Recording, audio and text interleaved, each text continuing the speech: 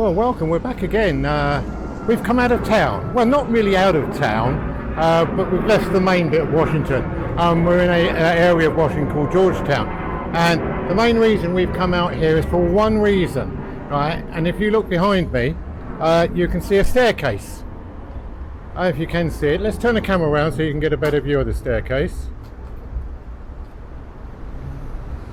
Right, so we've turned the camera around. Now we're gonna look at the staircase. Look, there's even some other people now. Now this is a very famous staircase. Now, can anybody tell me what is this staircase famous for? It was featured in a film about 50 years ago. I think it was made in 1973. At the time when the film was released, it was it was a horror film. And they had great trouble in getting it released because of the horror in it. So if anybody can name the film for me, I'll be greatly appreciated. Okay. But not full, just So there you go. There is the famous staircase. Has anybody got it yet? I'm just going to give you a few more seconds, especially Nigel, because Nigel will look it up and he'll most probably put it in the comments and tell you all about the film. The film was, shall I give you a clue? You could say that Mr. Musk had something to do with it, because he actually changed the name of Twitter to X, and the film was Ecstasy. Correct, you've got it. And there it is. So the most famous flight of stairs in Washington. So we've seen lots of things, and now we've seen the Exorcist flight of stairs. Let's carry on with our walk round Georgetown. Well, we've just left the Exorcist staircase and we're walking down Georgetown High Street. And I'll tell you what, if you want a day away from the hustle and bustle of Washington Centre and the Mall and all that area, just get yourself on the old metro or the circular bus and get yourself out to Georgetown. It's absolutely lovely to walk down a street, a high street, that's full of nice independent shops, nice cafes. It's what a high street used to be like in England. You know, it's got shops in it. You know, not just estate agents and builder societies. Yeah, it really is an enjoyable world, and some lovely little coffee shops and some branded shops as well. It's just a nice high street to visit.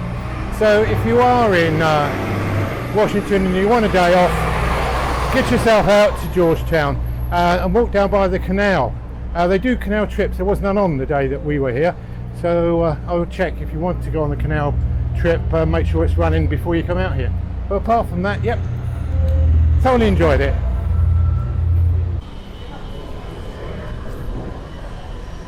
Hey, we just walked down from the main high street down to the canal, and where they actually do canal boat tours. So we're going to look into that, but I actually I've got a lock here which I think the boat's going through at the moment, so we'll go and have a look at it, shall we, just to see if that's what's happening.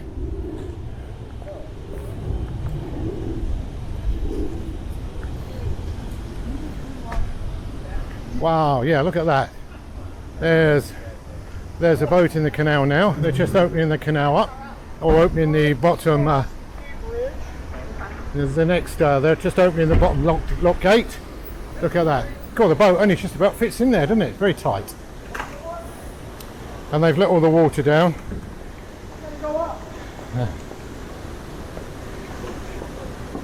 Wow, it only just fits in there. Look at that. And they're going to open the gates up. Oh, obviously a young man's job, this.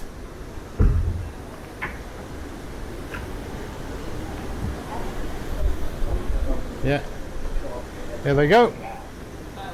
And I presume the boats, obviously this boat was designed to go through these locks, because there literally is only 6 inches between the back of the boat and the lock. So well, there you are. Their lock gates are now fully open, So hopefully now the boat will come through, won't it?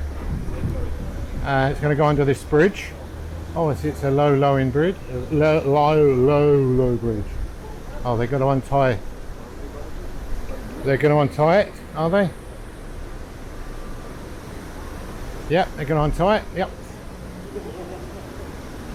Oh, there's people on the boat that have done the trip today. Look at that. So we'll keep it running, and we'll just see whether it's the flow of the water is going to take the boat through, or whether they have to start the engine. I'm not sure, but it's definitely going to come this way because the gate, they've just opened the gate this end and they've let all the water out the lock. So obviously when the water's the same level, then here it comes. The boat's moving now. So yeah, so it does appear just to be moving with the flow of the water. Look at that. Here it goes. Will it go under the bridge? That is the question. Will it go under the bridge? Let's go through onto the other side, and we'll watch the boat come through the bridge, shall we?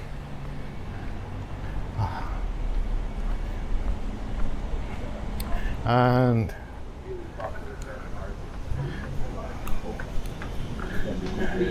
I think, yeah, the boat will stop at this station here. Here we go. And the boat is, yeah, here it comes. It's coming through the bridge now. Look at that. God, there's not much room, is there? There is only, what, 6 inches? Yeah, poor guy's had to duck his head down. Yeah, look at that. And here comes the boat under the bridge. Wow. There we go. I'm not sure where this canal goes to and where it starts and from, so I'll have to do a bit of research. Or you can go on that famous site called Wikipedia on Tinternet, or and find out about it. Yeah, it obviously was an old working barge. It most probably did corn, or it had done some commerce, wouldn't it? Yeah, look at that. And the boat comes down, and then it comes into this slide pond here, because in fact there is another lock further down, but I don't think they go through that one today. There we go, look at that. Big round of applause for those guys working that lock. That was such hard work. Those lock gates were so heavy. Yeah, and then it comes down here and it ties up. Well, I'm sure if we come, and I think we are planning to come back down to Georgetown next week sometime, just for a nice relaxing day, I think we'll make a point that we come at boat travel time, so we can go across the lock, because that would be great fun, wouldn't it? Hey, yeah, there we go, and here it comes,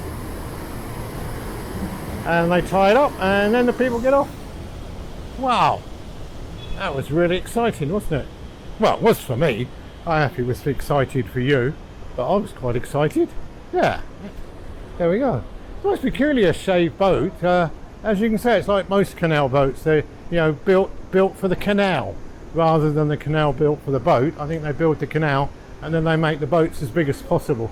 There literally was only 6 inches under the bridge, and possibly 3 or 4 inches either side of the boat, which allowed it to traverse through the locks. Because I'm